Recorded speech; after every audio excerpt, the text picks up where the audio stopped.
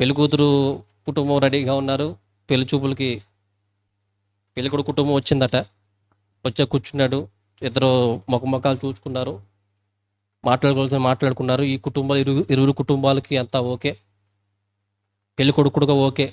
వెంటనే పెళ్లి కూతురు లోన తీసుకెళ్ళి తన అమ్మ తన తండ్రి తల్లిదండ్రులు అడుగుతున్నారు, అమ్మా నీకు అబ్బాయి నచ్చాడా? ఎన్నే నచ్చాడు నాన్న, నచ్చాడమ్మా అని. మరి అయితే సంబంధాలు మాట్లాడేసుకుందామా? వద్దు వద్దు వద్దు. అబ్బాయి ఉద్యోగం నచ్చలేదా? నచ్చింది. అబ్బాయి ఉద్యోగం చక్కగా ఉంది. మరి ఇంకెందుకు సంబంధం వద్దు? ఇప్పుడు వాళ్ళ అమ్మ నాన్న ఏమో నచ్చలేదా? వాళ్ళకేమైంది? వాళ్ళు బాగానే ఉన్నారు. పోనీ ఇల్లు వాకలే నచ్చలేదా? అవి బాగానే ఉన్నాయి. మరి ఏంటి, ఎందుకు పెళ్ళొద్దు? మరి అబ్బాయి నచ్చాడు, అబ్బాయి ఉద్యోగం నచ్చింది, పోనీ మీకు ఆడపడిచేమో నచ్చలేదా?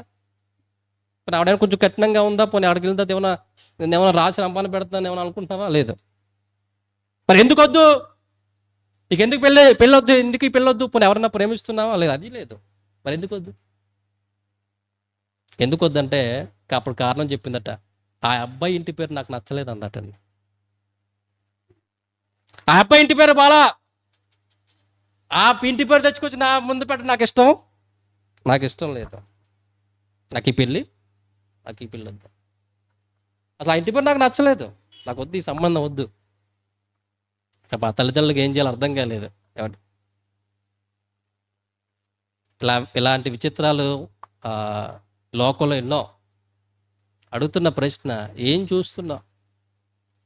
నీ బిడ్డలకు వివాహం జరగాలి, నీ వారికి వివాహం చూడాల్సిన పరిస్థితి వచ్చినప్పుడు ఏం చూస్తున్నావు నువ్వు?